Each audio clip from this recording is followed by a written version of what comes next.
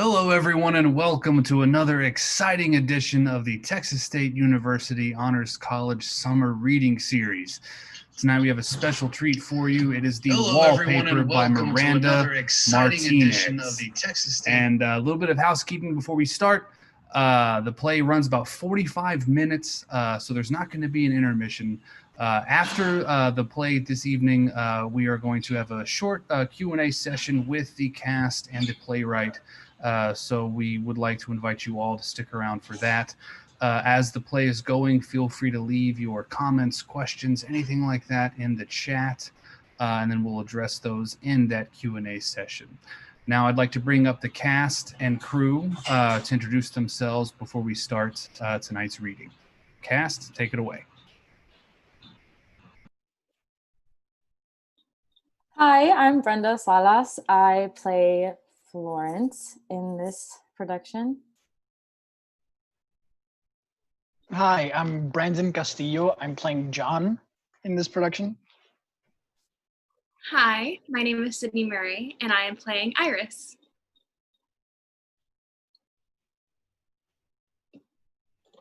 Hi, my name is Story Sudik, and I'll be reading the stage directions.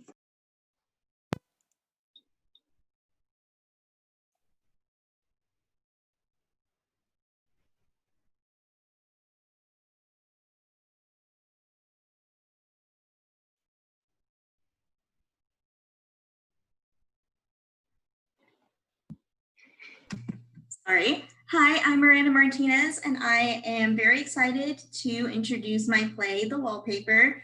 It is based off of The Yellow Wallpaper by Charlotte Perkins Gilman. And I just want to say thank you all for watching and enjoy the show. We're going to get started now.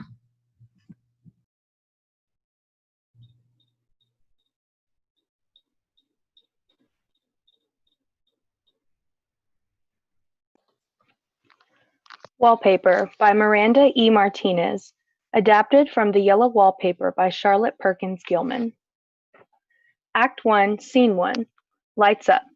A large, airy room with big windows that are barred. The wooden floors have scratches and rings connected to it. There is a bed nailed to the floor with scratches and bite marks on the frame. There is an old faded dresser between the windows. The room is surrounded with a disgusting and peeling yellow wallpaper. The wallpaper is faded by the sun and has strange patterns that are very unpleasing to the eye.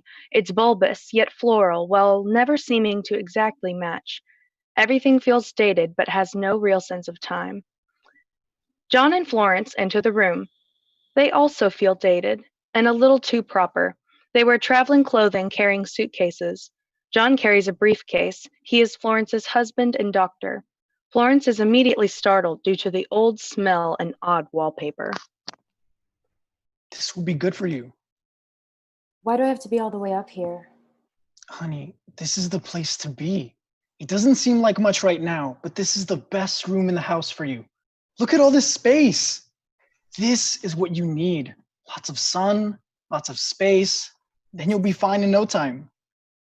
But the room downstairs have plenty of light and air, and they're so nice. This room is... Exactly what you need. Yes, I understand, John, but the wallpaper... Don't you think it looks a bit odd?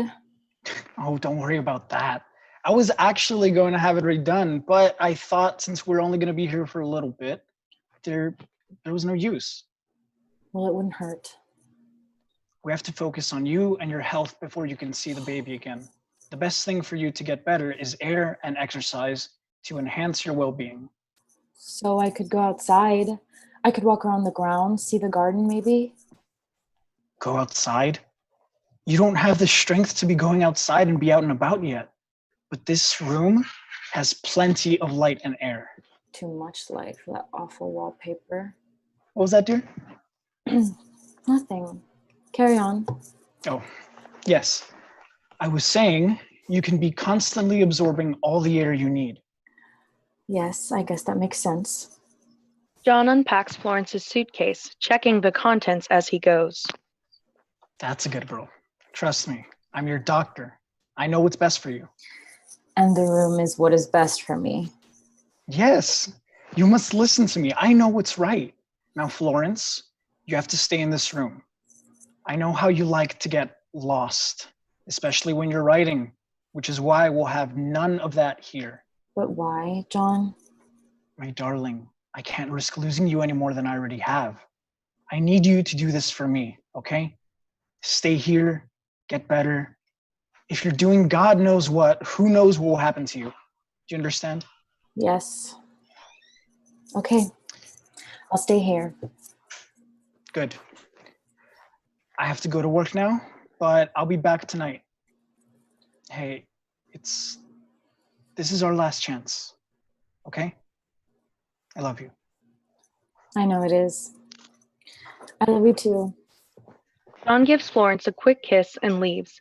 Florence has made her way to the window and takes out her secret journal. She begins to write. We hear her inner monologue. We just moved into a new place today. This house is beautiful, and the surrounding grounds are amazing. Yet I'm stuck in this room.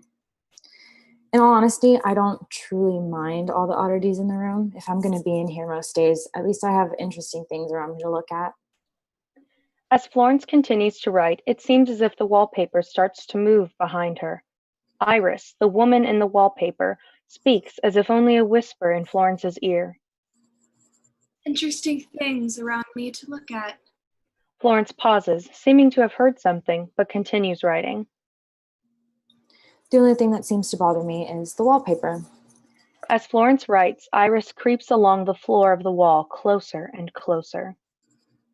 The wallpaper. Of course, John doesn't seem to really notice or care about how I feel about the wallpaper. And maybe he's right, just because I feel off doesn't mean it is. Anyway, he is doing his best, and I love him for it. But I don't think he really understands what's going on with me. Sometimes I wonder if he's making it worse. Making it worse. Making it worse. I would never tell him that, though. That would break his heart. And he's already having a rough time with everything I'm going through. Yes, maybe he's right. A little time off to recover is what I need. Time to think. Time to think.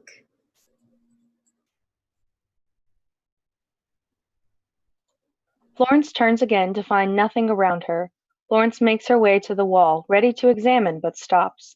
She backs away, grabbing her notebook, hiding it. The lights slowly transition to early evening. As the lights change, Florence makes her way lying down in bed as Iris comes out of the wallpaper, creeping.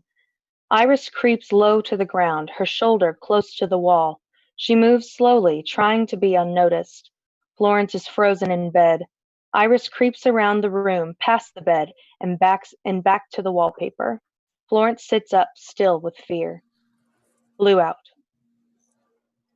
Scene 2, lights up. Florence remains sitting up as if she didn't move all night. John lightly knocks on the door with no response. He has breakfast. Florence, are you asleep? Good morning. He rushes to her. Oh, are you okay? It's staring at me. What? Don't you see it? See what? The eyes. Florence, my love, you're not in the right state You're not listening to me. Something is of wrong. mind. John, there's something wrong with this room. Don't be silly. You're just letting your illness get to you. No, really, I saw something. What did you see? I don't know. It's just there's something wrong with the wallpaper. The wallpaper? Don't be silly, my dear. I mean, yes, it is rather unappealing to the eye, but that's not anything you can't handle. Why does it look like that? Like what, dear? It's rather ripped and torn, John. Oh, my darling. Many people have gone and been through this house. The wallpaper is just a part of the elaborate history we get to be a part of. Don't worry your pretty head about it. Now, would you like your breakfast? Florence? Actually, honey, I think I might stay in bed. I didn't get much sleep last night. Of course, you must be exhausted. No worries. We can do your examinations now, and you can get some rest. John pulls out his notebook of her medical history. He checks her breathing and her heartbeat and then her eyes. He writes in his notebook. How do you feel today? I must have had a bit of nervousness last night. Do you think something made you nervous? Well, yes. Do you need me to be home? I know I'm at work at all hours of the day. No. I like the quiet. Well, we're here for that reason. Yeah, that is true. Have you thought about him today? Of course I have. Is that what it is? No, I know our son is happy with your parents. I'm sure he's happier there than with me right now. I know I can't handle it. Nonsense. You just have to recover first. Then you'll be the perfect mother. I know you're right. You always are. Florence, you are my everything. You're my darling, my comfort, and I need you to take care of yourself, to be okay, okay? I promise I'm trying. I know you are, but I worry about you so often. Please, for me, let's work on getting you well. Only you can truly make yourself better. You have to use all your will and self-control to push yourself. I want to be better for you. I know you do. Please don't get wrapped up in your head. Okay. You do trust me, don't you, Florence? My darling? With my life. There's my girl. I'll be downstairs. Do you need anything from me? No, dear. I'm all right. Good. Sweet dreams. I love you. John goes to exit. Sean, Yes? I don't want to waste away. Oh, my poor dear, you won't waste away. I'm sure of it. I'm really scared, John. Don't be frightened. Nothing bad will happen to you. You're safe here. John kisses Florence on the forehead, grabs his notebook, and exits. The lights begin to shift as Florence falls asleep. As moonlight moves around the room, Iris comes back out of the wallpaper. She seems freer than before. Iris dances around the room. Blue out. Scene 3, lights up. We watch Florence in a non-moving montage as she stares at her journal as she stares at the wallpaper. She is scribbling in her journal without looking at it. The lights alternate day to night, days passing. Days continue to pass by slowly as Iris enters. How many other women have been in this room? Too many to count. Too many to count. Florence writes down everything Iris says and scribbles, not noticing Iris move around the room. Everything she hears, she believes is her own thoughts. How many have been trapped here? Just like me. Haven't you noticed the marks All over are so strange. I wonder who made them. the scratches in the floorboards, in the bed? Children? Women? Women who have lost their children from diseases, from death, or maybe because of the mother's fault. My fault. The mothers who feel nothing. The mothers who feel everything. Women that are alone, lost in their own heads. Florence scribbles faster. Lost in my own head. Lost in my own sadness. Drowning in their thoughts about themselves, about Drowning in my thoughts. their husbands. Women who can't take care of their children. Take care of Or myself. Locked in a room, we waste away. I'm wasting away. There's nothing in you. I'm empty. Who will want you, Florence? No one. There's nothing to do with empty women like you. Like the wallpaper, you grow old and tattered. The wallpaper. The ugliness is inside of you. You can't stop it. No one else has. You're not, I'm not different. your Burden. burdens are lost here. Lost within the wallpaper. The patterns of the wallpaper. Patterns. Will you get lost, Florence? Like all the other women who have come through here. Like me. No. Welcome. Home. The passing days have stopped. It's morning. There's a knock at the door. Iris retreats to the wallpaper. John enters. He is carrying a light breakfast, some tea and fruit. John, as always, is about his merry business. Good morning, my sweet dove. I brought you breakfast. John moves about the room, setting up breakfast, etc. Florence remains unmoving, still in some sort of trance, muttering slightly to herself about the wallpaper. Florence? Florence quickly snaps out of it. Good morning, John. Good morning, Florence. How did you sleep? Fine. Just fine? Fine is better than bad, isn't it? I guess it is. You're so quiet this morning. What's in that pretty little head? Oh, John. You're the one who seems fairly lively this morning. What is that about? I was just excited to see you. However, it seems my excitement is misguided. Oh, no, it's not that. I didn't get much sleep last night. Again? Why is that? It must have been the moon playing tricks on me. What do you mean? It was nothing, really. I think the shadows were just bothering me. The shadows? Yes, it was bouncing off the wallpaper in such an odd way. I think you need to stop looking at that wallpaper at night. What am I supposed to look at instead, John? There's not many things in this room. Well, if you're trying to sleep, you should just try and sleep. Just close your eyes. Problem solved. Problem solved. You're right. I shouldn't think about it. It was nothing. Just shadows. Exactly. Just shadows. Why don't you lay back down? Sleep is one of the best cures of the mind. Florence gets back into bed, John sitting next to her. He kisses her forehead.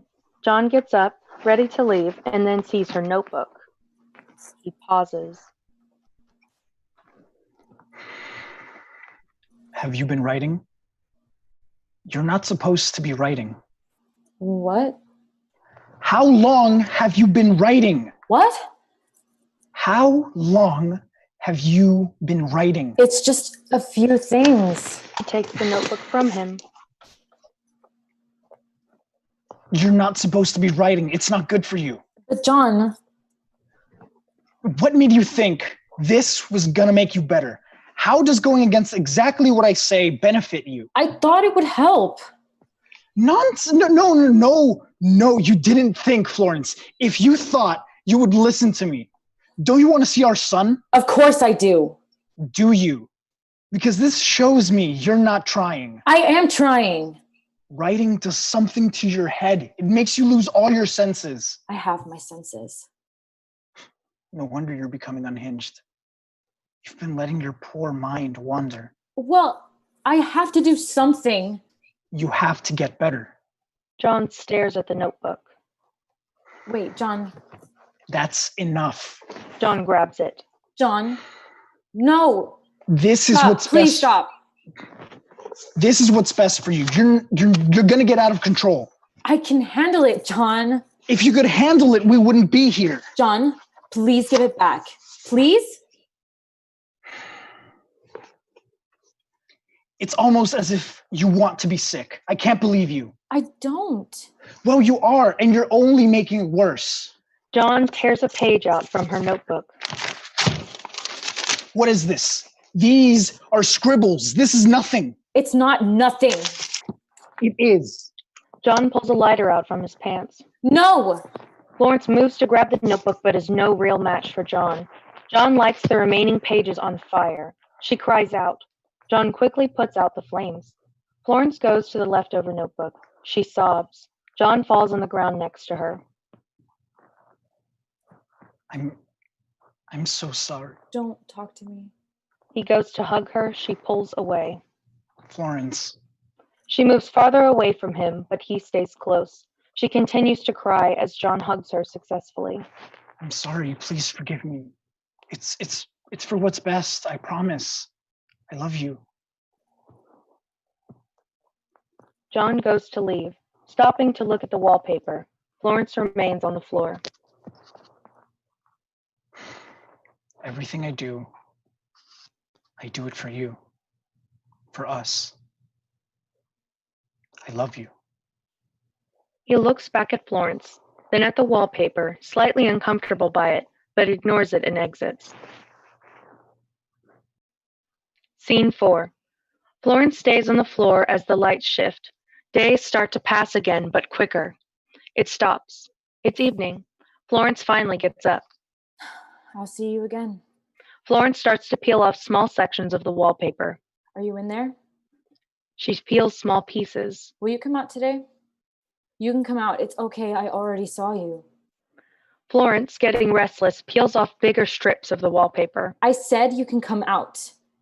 Come out. Come out. Come out. This isn't for nothing. I'm not nothing. I saw you. No matter what John says, the shadows, whatever. I saw you. There aren't any shadows. I saw you. Florence has torn a whole section off of the wall. She stares at it, a little disheveled. There is a quiet knock. John enters, as always, with breakfast. Good morning. Oh, you're up. Yes. Yes, I am. How are you feeling today? I'm fine. Just fine? Yes, John, I'm just fine. I'm glad you're fine. Okay. Okay? Are you okay, Florence? We're doing this again? Florence, Yes, John, I am okay. We are fine. Everything is great. I just want to make sure my sweet dove is better. John, Yes. we're almost done with our lease, correct? Yes. And do you think I am better? Well, I don't know, Florence. I'm not you. Do you think you're better? What? Do you think you're better? Somewhat. I guess right now, somewhat is all we can ask for. I guess so. It's good that we're almost out of here. I think we're in need of a change of scenery. Don't you think? I think we've had enough of this old house. Yes, I do. John, will you please excuse me? Do you want me to leave? Yes, I think I would like to be alone. John gets up to leave. Are you sure you don't want to spend some time together? I just feel a little weak right now. But it feels like I haven't seen you in days. Yes, and I think this interaction is a little much for me. I understand. I'm sorry. No apologies, dear. I just need some rest. Please excuse me. Yes, of course. John gathers the dishes and exits. A beat. Florence rushes to the wallpaper. She starts to address the wallpaper, becoming more and more hysterical. I know I'm not crazy. I saw you. I have seen you. I know you're in there. Don't get quiet now. I'm not crazy. Come out. Florence waits, desperately looking for changes in the wallpaper. There is nothing. No. Florence starts to tear off small pieces of the wallpaper. Where are you? Florence, are you okay? Do you need something? No, everything's fine, dear. Everything's fine. I'm actually going to sleep now. Please do not disturb me. Of course, my dear. Get some rest. I know it isn't just me. I know it isn't. I know you're there. I'm not insane. Florence gets more frantic as she continues to get no response. She tears off more wallpaper. Please come out. I'm not alone. I know I'm not. I saw you. I heard you. For weeks, I've heard you. Florence falls to the ground, defeated. I heard you. I saw you. I can't be alone. Iris enters behind Florence. I see you. Iris pauses. They stay in silence. Florence, getting up from the floor. Iris takes a step towards her, and Florence rips another piece of wallpaper. Iris gasps. Florence rips another. They both feel it. Iris tears off wallpaper, and Florence follows. As they tear off paper, lights change from night to day.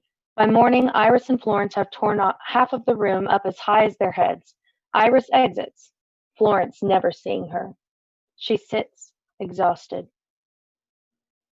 I see you. Scene 5. Florence remains sitting. There is a light knock at the door. John enters with, of course, breakfast. Good morning. What happened? The walls. Florence, what have you done? Oh, my dear John, it's nothing. I only did it out of pure spite for that hideous thing. But Florence, this is crazy. I know how much you hated the wallpaper. This was all up yesterday. I thought it wouldn't matter since we're out of here in a few days. Well, I guess it doesn't matter. But Right, it doesn't matter. Florence, I'm worried about you. Have you strained yourself? I don't know what you mean, John. My dear Florence, would you like to leave with me today? The movers have taken almost everything out of the house and the help is gone. Now even this room is even more bare than we moved in. Let's get you out for the day before we leave tomorrow. That does sound lovely. But I think I want to stay and get more rest. More rest? Oh yeah, you always stress about how important it is that I get rest in order to get my full state of recovery. Yes, but you've had plenty of rest since we came here. I want to get all the sleep I can before the trip tomorrow. You know, now that the room is so quiet, empty, and clean, I feel like I could lie down right now. What do you think? Right now? Didn't you just wake up? It was one of those exhausting sleeps. Are you sure you wouldn't like to come out for a bit of fresh sun? I have sun in here. Real sun. It was enough sun before. Yes, I guess you're right. I'll sleep the day away while you're at work. Don't even wake me for dinner. I'll call you when I get up. I don't know, Florence. I really think you might need some air. Oh, but there's air in here. Yes, I know, Well, I'm but only listening to everything you told me. okay. I'm glad you're listening to me. I have to be getting back to work, so I guess you get some sleep. I should be back home by the time you wake up. John kisses her forehead, looks at her for a second, and then exits. Florence waits until she believes he has really left. She springs up. I will finish this today. Florence, for the first time, exits. After a moment, she returns with rope, unfazed. Okay, Florence, if she comes out and tries to get away, we can just tie her up. Yes, and then we can make sure John sees her. Florence starts to tear the wallpaper again. She becomes increasingly frustrated not being able to reach. I'll only be able to do so much without anything to stand on. Florence begins to try and push the bed. It is completely immovable. Move! Come on, move! She continuously fights with the bed. She becomes unraveled trying to make it move. Florence gives up and returns to the wallpaper where she tries to get as much off as she can. She increasingly becomes more hysterical. God, I won't be able to finish. Iris enters. She goes next to Florence. They sit in silence. What will you What do do now? I do now? It's gone. The wallpaper's gone. The window. Iris turns Florence's head to the window. They rise together and grab the window bars, peeking at ground below. No, I wouldn't do that. A step like that is improper. Iris turns Florence away from the window. A step like that can be misconstrued. And that's not right. I don't even like to look out the window. There's so many Creeping women. They creep so fast. I wonder if they all came out of They the all wall. came out of that wallpaper as I did. Are they something completely different? Are they Alone? who would want To be outside when you to be in here? where it's yellow. Not green. I can creep as I want Along the open floor. Florence begins to creep along the floor of the wall, like Iris. She makes it back to her bed, where she ties the rope around her waist and the other end to the bed. Now no one will be able to move me now. Iris, being no more, exits. Florence, still tied, creeps along the wall. I guess I'll have to hide behind the pattern when it's night, but it is so lovely to be out. Florence, Florence, the door. I can't open it. Florence, are you in there? Are you okay? John pounds on the door. Florence laughs as she continues to creep along the wall. Florence, the door is it's stuck or it's locked. Are you okay? An axe, please, dear. Please, I need an axe. Oh, John, dear, the key's downstairs by the bushes. Open the door, my darling. I can't, but the key, it's downstairs by the bushes. Florence, open the door. The key's outside. John, the key's outside by the bushes. The bushes? Yes, John, the bushes. Florence, open the door. John stops pounding. Florence is whispering to herself, giggling. After a moment, John returns with the key. He unlocks the door and enters. What's the matter? Is everything... For God's sake, what are you doing? Florence continues to creep, ignoring John. She glares at him over her shoulder. I've got out at last. Despite you and Florence. Despite Florence? Honey? Now I pulled off most of the paper. So I'm not going back. What are you saying? What happened to the wallpaper? What happened to you? The wallpaper set us free, Florence. You've lost your mind. Florence mutters about the wallpaper and not going back. She creeps closer and closer to John. Why are you tied up? Did you do this to yourself? Why? I'm free now, John. Free? I'll free you too. Florence pounces on John. They fight, but now John is no match for Florence. She takes the rope connecting herself to the bed and chokes him. She laughs as she creeps over his body. Lights fade to black. End of play.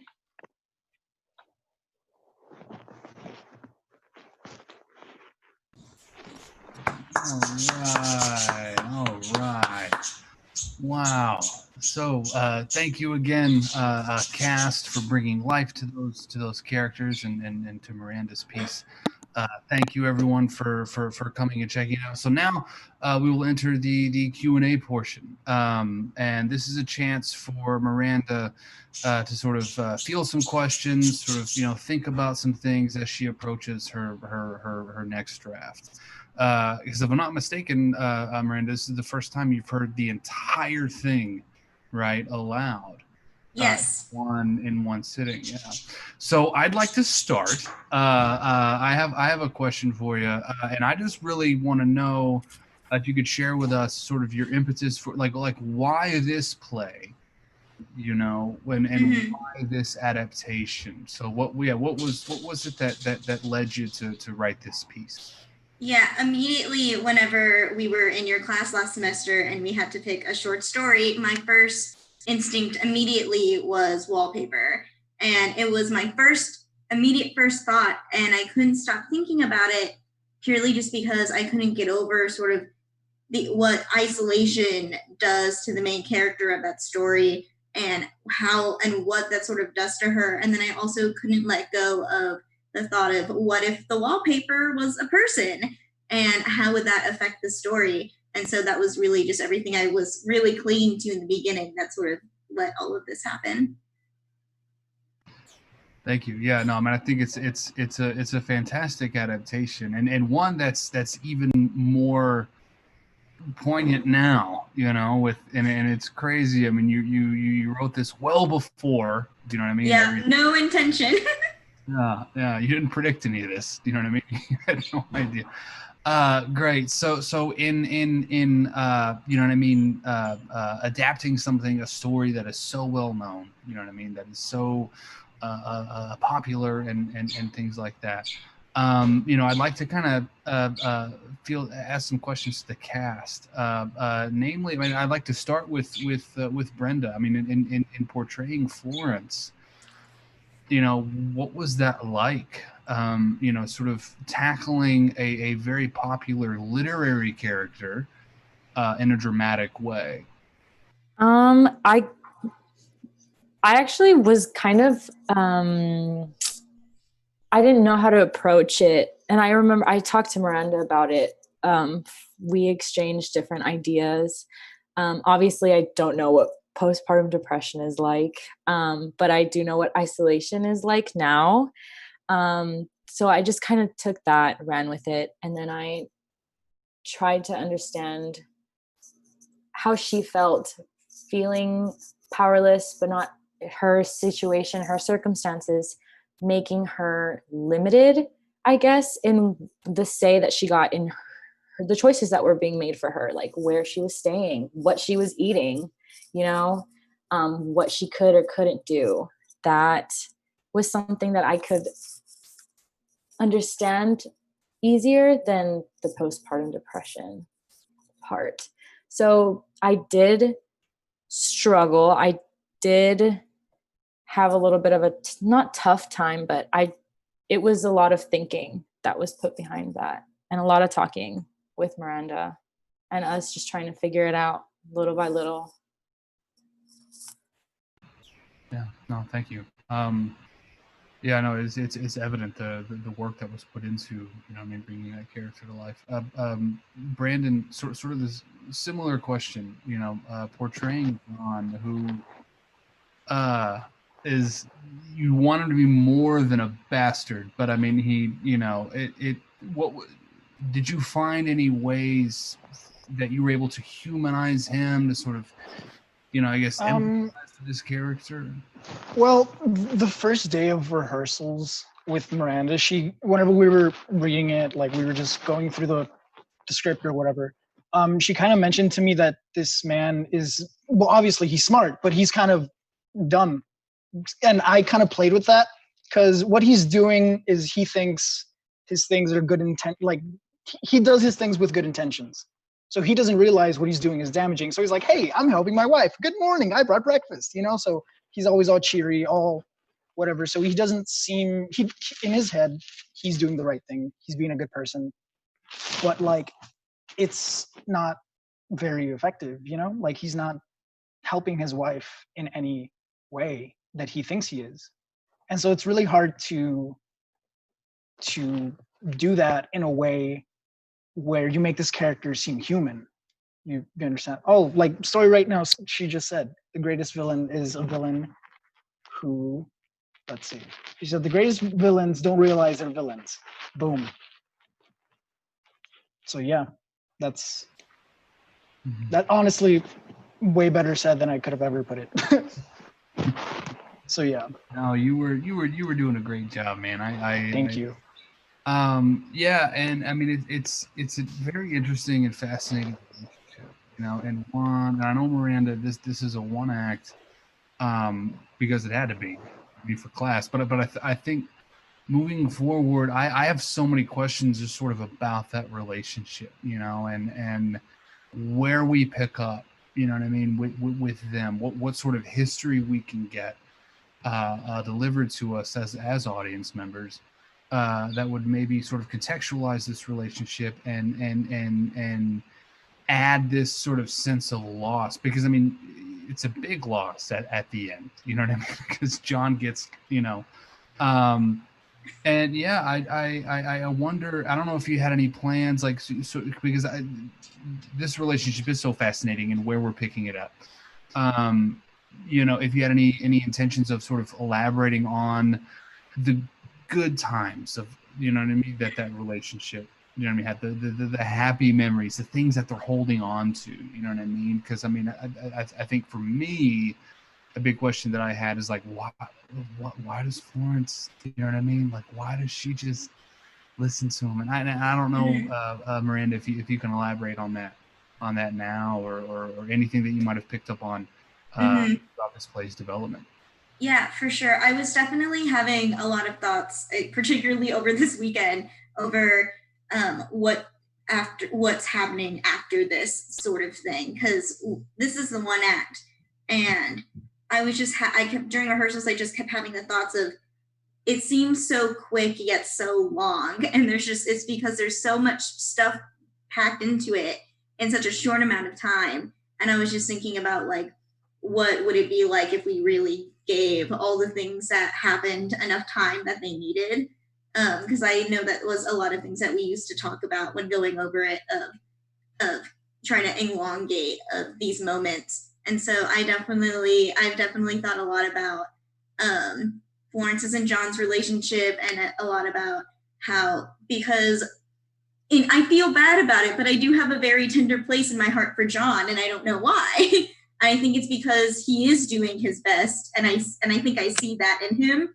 And so, and I think it's just something that, like, and I always feel bad because he's just a little terrible, and it's not his fault, but it is, and and that's just unfortunate. And so I'm really interested into seeing how their relationship evolves and sort of what it means, because even just the fact that he would be willing to apologize after burning her things is something that's really explicit, especially in that sort of time period that we're sort of hitting, but not exactly, that has a lot of interesting factors to bring up. Miranda, did you have something to add? Yes, I want to ask a question. So this is for Miranda. So you said you liked John. Mm-hmm. Are you considering writing, like, whether it's extending this version that you have already or whatever you want to do with it? Are you considering maybe possibly getting the audience to like John the way that you like John? Because, like, obviously there's a lot, we don't see a lot of him in this, you know, but I know what you mean about how you're like, oh, like his intentions are good. He's trying, like, he's bringing her breakfast. He thinks that, you know, just letting her rest is going to cure her. And, you know, maybe that's like flawed thinking, but it's just, he doesn't do it to hurt her, even though it is. So my question, I guess, is, are you considering getting the audience to see more of that, more of like John, why you like him, humanize him, or whatever? Yeah, and it's actually really interesting because in the very, very first drafts of Wallpaper, we actually, because in the short story, there's a sister caregiver that's there and who helps around the house, and she's mentioned a little throughout. In the very beginning, I had her there, and she was going to be assisting John. It was going to be John's sister, and they were going to have moments of talking about how he feels about it, trying to like level the playing field and see all sides of how everyone's doing. But since originally it was supposed to be so short, it got kind of lost in the mix, because in that moment, even though I love to like go after it, it wasn't nearly as important as the rest of the story. That would have added a totally different dynamic. That's cool. That's big cool. Brain. Yeah. I have a kind of a question branching off of this discussion. So if you were to incorporate that kind of, you know, the background story of like how their relationship has developed up to this point, I kind of like how the play is now kind of like it kind of starts en media res, right? So it's like they're already there, they're already like, she's already kind of, you know, stressed out, and the insanity starts coming in really quick. Would you consider throwing that in? And I don't have any background in like theater or film, but would that work as like some sort of like side discussion slash, you know, flashback moment better, or would that be better as like an introduction to the story? Yeah, originally I had, so the way that the set is supposed to be set up in my mind is that we just see her bedroom, and that's the only sort of access point we get. And originally, whenever there was going to be more characters, I had an additional side hallway that we could see, and so that way we could get glimpses of the conversation, glimpses of things happening outside of the room. And so it would all be sort of everything stuck in sort of that realm of the upstairs or wherever they are, but so that way they could get some passing interaction of the world that used to be before they entered here. Awesome. Yeah, I like that. Yeah, I think that's great. So I have a handful of questions that were texted to me throughout this. If you use the chat, y'all, but I'm gonna go ahead and read these questions, questions and comments. One, the most recent, as I was talking, it says no, please keep this a one act. So, I guess they Which I also thought about. I thought about just like capping it. Yeah, and I think that's something too, Miranda, that you and I talked about. You know what I mean, in class, sort of, paring this down to its most intimate moment. Story, did you have something you wanted to add to that? I just wanted to say, I know that there's lots of shows where, I'm thinking about like UIL approved list where they have the long version and the short version. So you keep this one, but then you could expand and give us more of that juicy exposition. Yeah, I like that. That's a good idea. I think just as like a spectator, because I've watched this 5 times now. I think as a spectator, how short it is really powerful and adds a lot to the chaos of the story itself, right? Because the characters unwind so quickly, right? And I think that's really powerful. So I don't know how much longer you would want to make it. Another one. This is kind of a two-parter. It says, "Why is Iris so creepy?" And and then they also had a question on I want to know more about Florence and Iris's relationship. How are the two related, and what can the two learn from one another? And then a follow-up: who is Iris anyway? So I think that's great. I think anyone can chime in on this because this is a huge keystone of this play, right? And we also spend a lot of time talking about just things in general during Yeah. episodes. We ask those questions. Yeah. Do any of you guys want to jump in, or Cindy, do you want to talk about who you think Iris is? Sure. So an image that really stuck with me when I was trying to kind of nail down Iris is the fact that she's kind of like a mirror, where she's a mirror of the house, she's a mirror of all the women who've been through here, she's a mirror of all the pain and trouble. But she also uses that reflection to get what she wants out of Florence. So she figures out like what Florence's insecurities are, what she's struggling with, and kind of shines that back as like, oh, I've dealt with this. I also don't know what those scratches are in the room. Like, there's so many interesting to look at. Maybe you want to talk to me about it, because I've been here a while. And then she works her way through that, kind of take control and use the body to like manifest herself and get that anger and get that pain out. And she kind of feeds off the people in the house to get herself into more of a physical form, is my interpretation.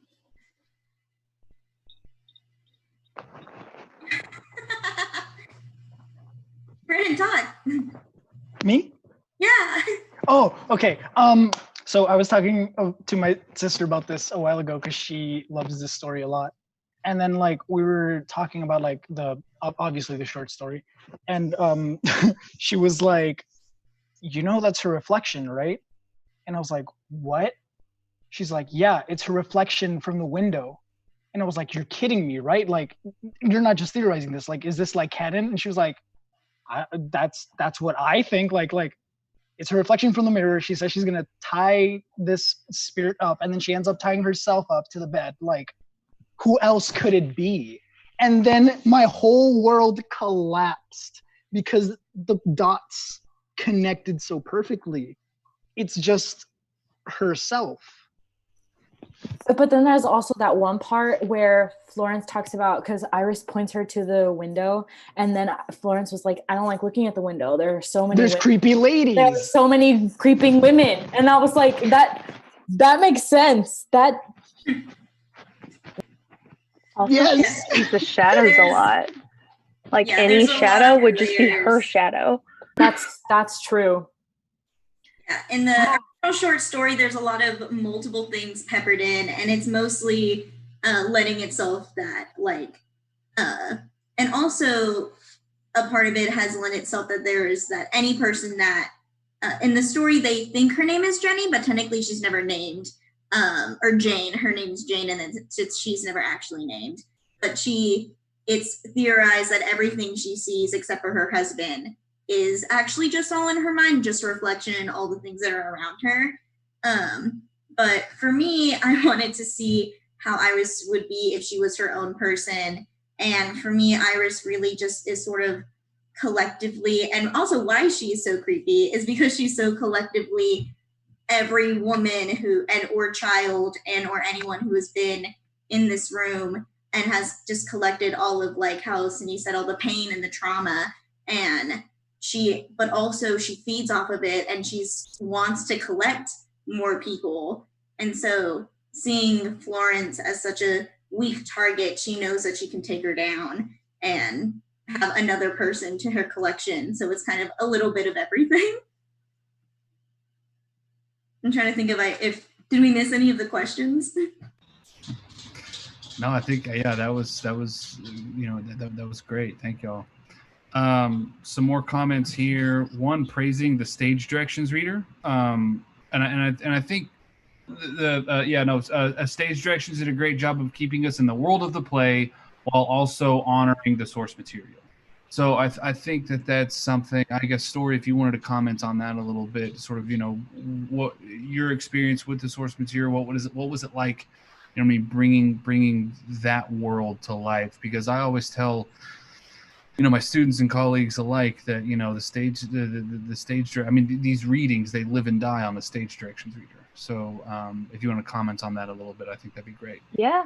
Well, first of all, thank you. I know that, since stage directions isn't a character and in a normal production, they're not even there. I basically, when I like to tackle this, I just listened to all the direction that Miranda was giving the other three actors, so that I could follow the tone. Anytime, if it was something like, oh, you said this too fast for one of them, I was like, okay. But then if she said, oh, I want you to sound a little more frantic, a little more calm, a little more annoyed, I tried to just match the energy of the line based on what the direction was, who it pertained to. I know Miranda and I talked a lot about like pacing and making sure that it didn't drag anything longer than it needed to be. But it also, there's moments where John enters with breakfast. And then there's also moments where Florence grabs the rope, John's no match for her, kills him. And you can't read that with the same energy as entering with breakfast. So I guess, does that answer it? Yeah, no, thank you. Just some, let's see, this play is amazing. I want this play.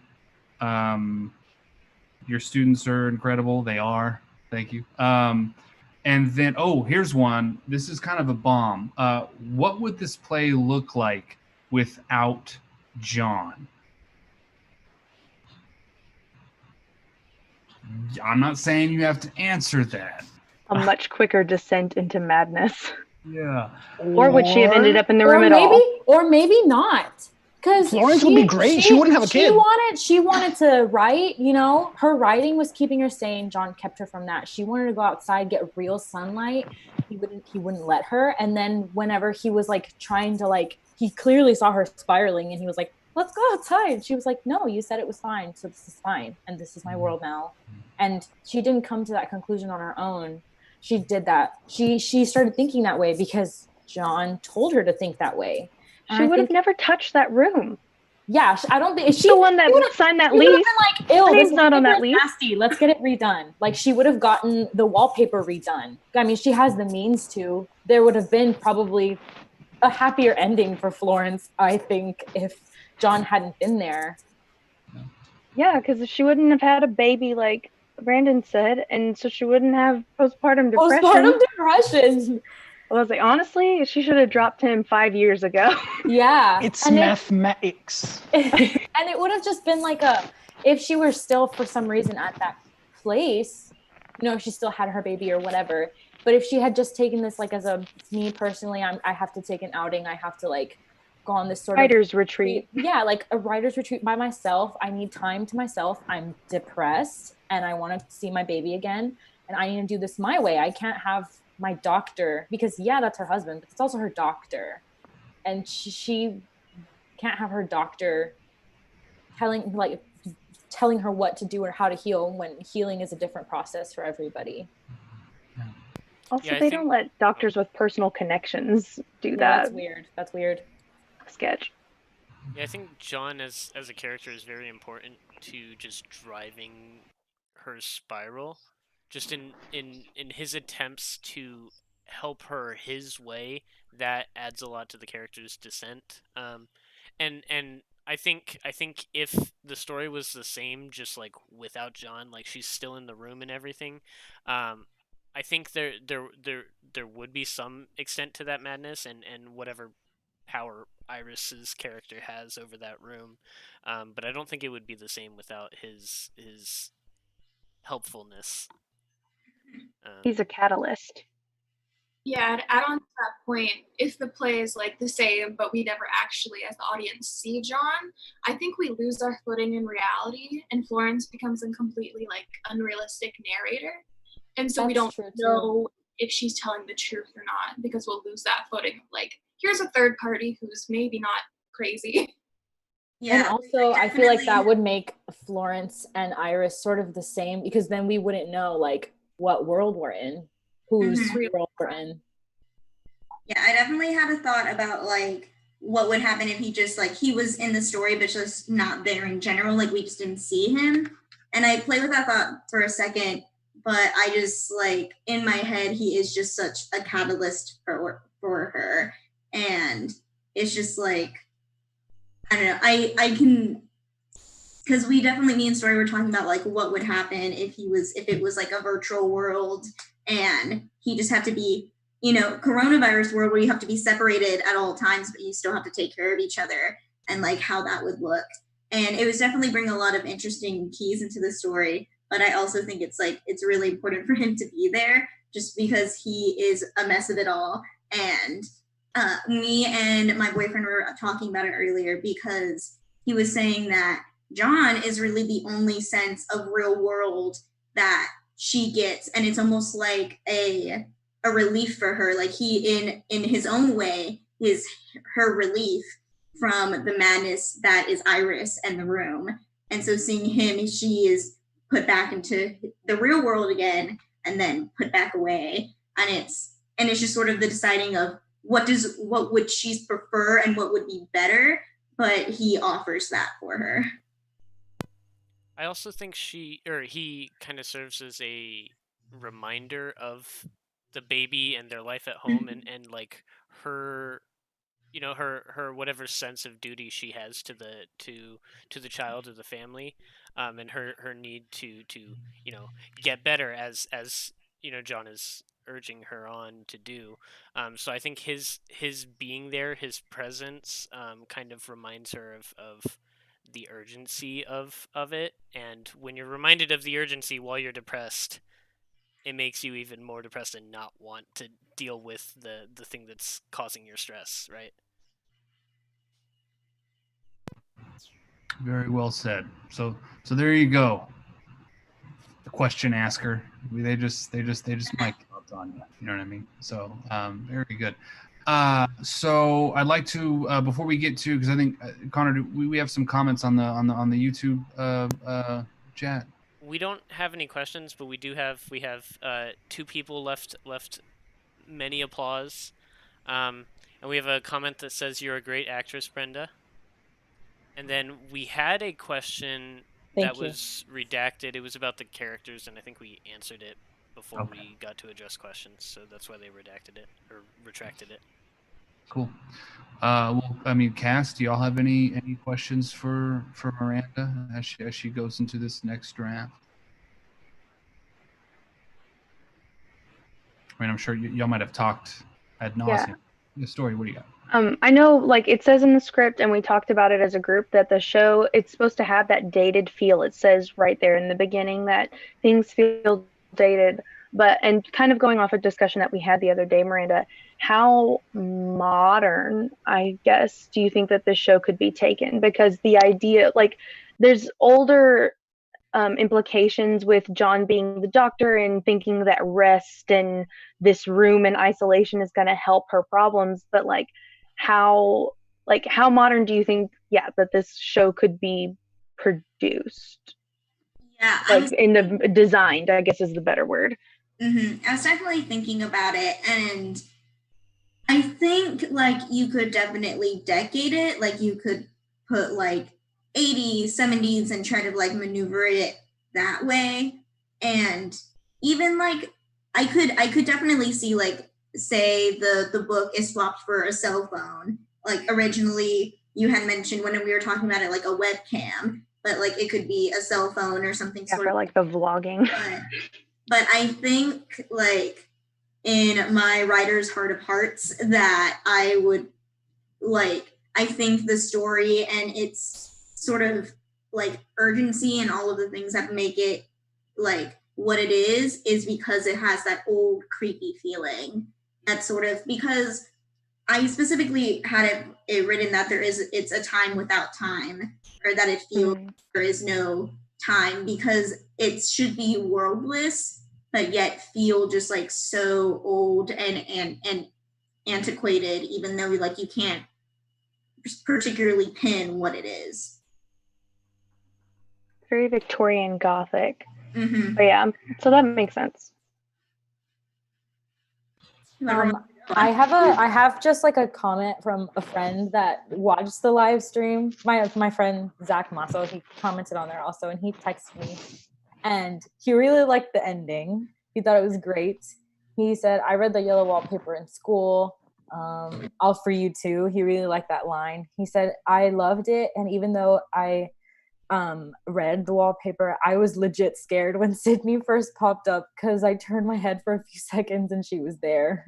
So I don't know if that's a good thing, but that happened.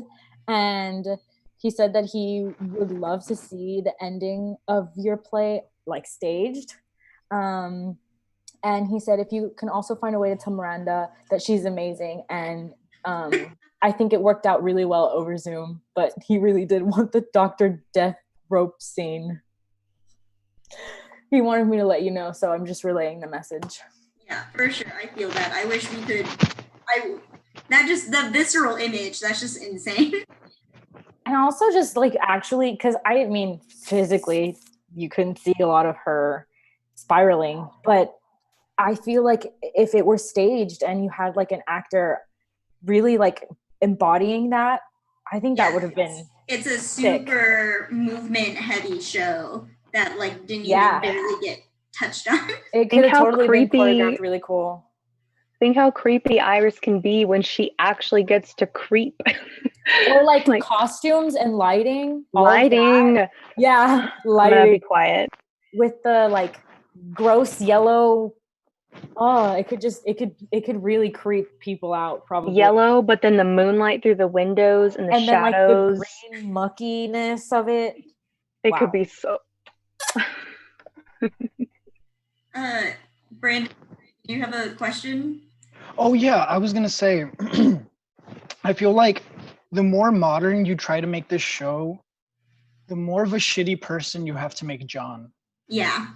Because if it's the past, it's oh, he's just the doctor from the olden times. He's gonna give her cocaine, she's gonna be fine. But if you do it more modern, he's just a complete lunatic. Evil. He's bananas. And he should know better at that point. Exactly. Yeah, so, he's no longer a lovable idiot. Bonkers. If you make this, if this ever gets turned into some modern wallpaper type of thing, it could very much be this guy is a terrible, terrible person, and he's doing all this stuff intentionally to get her to just lose it. Yeah, I mean, at that point, you would just think, is he a bad husband? Is he a bad doctor? Is he doing this because that's his wife? What part of him is evil? Is it both? Mm-hmm. Definitely a bad doctor at that point. Yeah. Just bad everything. There's also something about this play that the way you wrote it made me want it to be an anthology so badly, where I want like the room to be the constant and we just see these women cycle through. And like the idea of it being the same cast, just playing all these different sick people put in the situations, it just, I love the idea of having that like backstory. Like, oh, here's Iris, you saw her 5 minutes ago being mistreated, and before Iris, it was Edna, and now Edna's in Florence. And like, I just love the idea of having all these women being seen and their stories kind of being told. Yeah, for sure. Great. Well, thank you again, cast and crew. Miranda, this is really a special piece, and I hope that you got, you know what I mean, something out of this to apply to a future draft. It's an important play. I think it's one that absolutely deserves, you know what I mean, the stage whenever stage is open back up again. Yeah. But I think too, what's beautiful about this play, how intimate it is. It allows it to be staged even in sort of an immersive, experimental.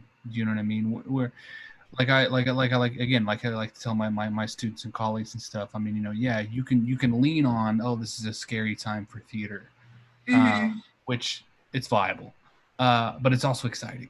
You know what I mean? Yeah. Because we get to sort of reshape and remold all this stuff, and you guys, you know, everyone here on this screen and everyone watching, you guys are the ground floor of that. So thank you once again. Connor, I can't thank you enough for, you know what I mean, serving as the one who brought all this, you know what I mean, the glue, who running the stream, doing the rehearsals, everything like that, to go from the digital stage manager position, which we didn't even know existed until, you know what I mean, months ago, to now. You've helped make theater happen, and we are forever grateful for that. So thank you. That was The Wallpaper by Miranda E. Martinez. It's going to be available here on the Texas State Honors College YouTube channel until the internet is no more. So come on back if you ever want to check it out again. Thank you guys so much, and have a great one. And we will catch you back for the next reading that we will host again right here on Wednesday nights. Bye now.